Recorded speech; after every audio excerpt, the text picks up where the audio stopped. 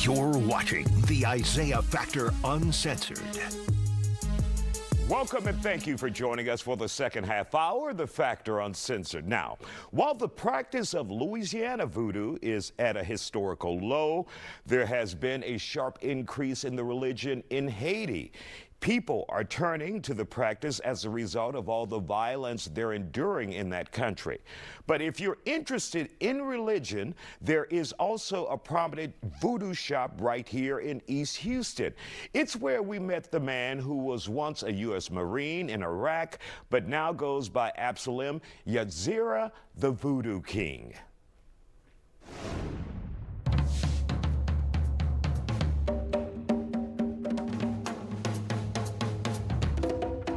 When people are trying to understand the basics of voodoo, how would you describe it to them? Is it a religion? Is it practice with potions and we see soaps and objects? How do you best describe it? Voodoo is all of that. Voodoo is service to humanity. Voodoo is service to God. And voodoo is prayer. And these are just tools that we use in our prayers, in our service to each other and God. How do you get to those and make individuals understand who say, this may be something evil, stay away from it? That's something that they're going to have to look into themselves on why they believe that is evil. Evil exists everywhere. Unfortunately for voodoo, we get a bad rap because of the media and a couple of other things. But voodoo is good and bad, just like all religions are good and bad. There's always a question I get is, what's the difference between voodoo and hoodoo? The difference between voodoo and hoodoo is simple. Voodoo is a religion that has organized priests, rituals, and ceremonies. They are governed by a structure called the Hogans and the Mambos, which are the priests and priestesses. Whereas in hoodoo is more of a folk magic that doesn't have all of those constraints. It's more of a home practice, a familial practice within the home that has to deal with health remedies, of internal medicine, and things like that. How does a U.S. Marine serving in Iraq end up owning and running this shop? Oh, wow. Life. You know, I didn't think then that I would be running a shop now. I didn't think then that I'd be doing any of the things that I'm doing now. But how does that happen? It happens in life.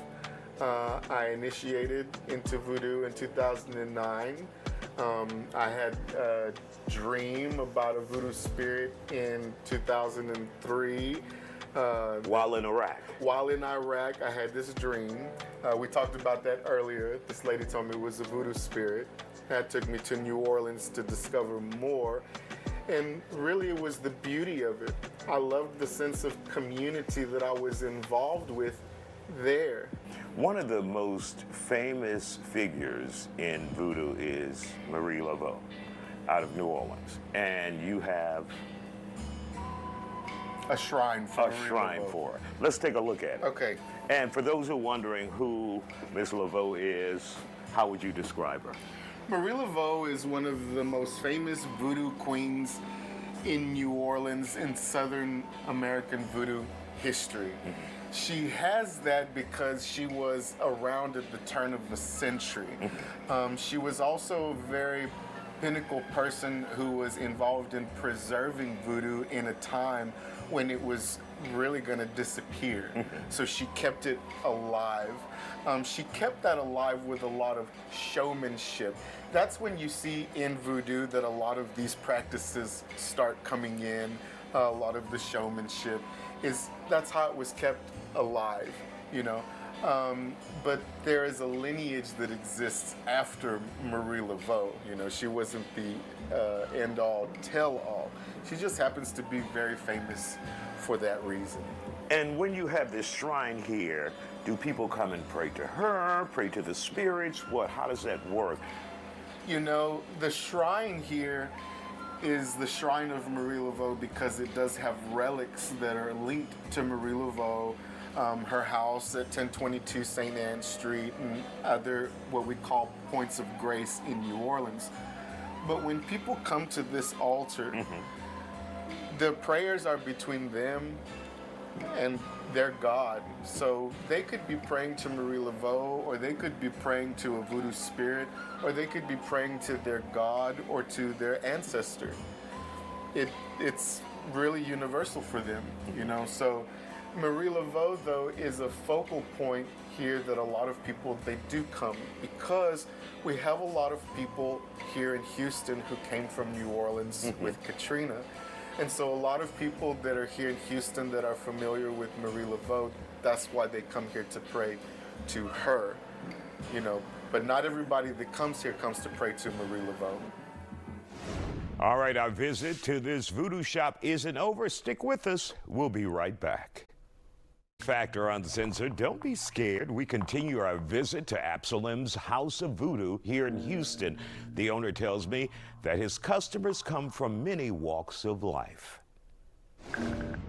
And you're saying there is quite a lot of different type of people who come into this shop and kneel here and pray. From police officers to the average person on the street. Oh yeah. I have people that pull up in expensive 2026 model Mercedes-Benz and BMW who they make a lot of money because they're lawyers or whatever, doctors, and they come and pray. I have people that they walk and take the bus and they come and pray. It's no different than the church. The congregants of the church are varied in many.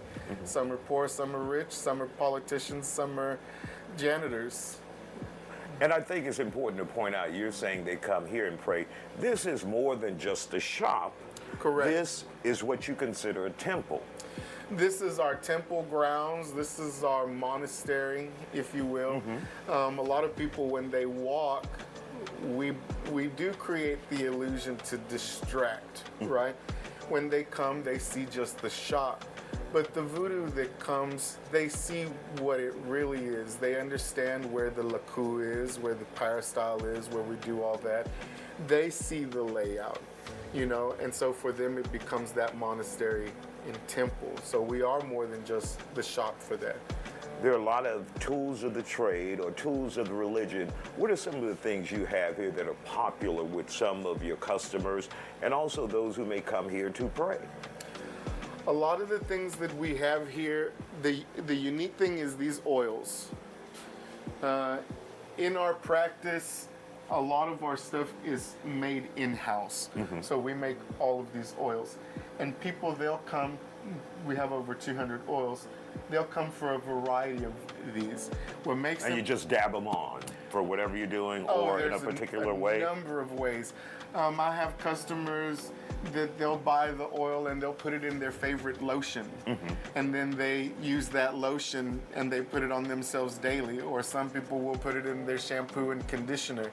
Some people will take a drop and put it on their palms or the back of their neck. Everyone has a different traditions. Now, of course, when you come into a shop like this, people are always looking for the dolls. Oh, yes. So where are your dolls? We have them everywhere. There's a variety of style of dolls. You know, these are dolls here. These are what you call hexing dolls. These are juju dolls, you know. You have a lot of different styles. And one of the things you made clear was if you come into this shop, show respect. It's just not a place of fun and games. Right. People are here in prayer sometimes, worshiping. Yeah. Show respect in this business. Anytime you come, that could be a possibility. There could be counseling and ministry happening because, again, that's really one of the purposes of why we're here. So it could be somebody at the altar praying. It could be myself or my wife or Elijah out at the table having a very serious conversation with somebody. Or somebody could be having a reading done or a cleansing done. So that's why you don't just go into the church and start hooping and hollering. You don't go into a hospital and just start opening up doors and doing things. You go into those places with respect and kind of knowing your place.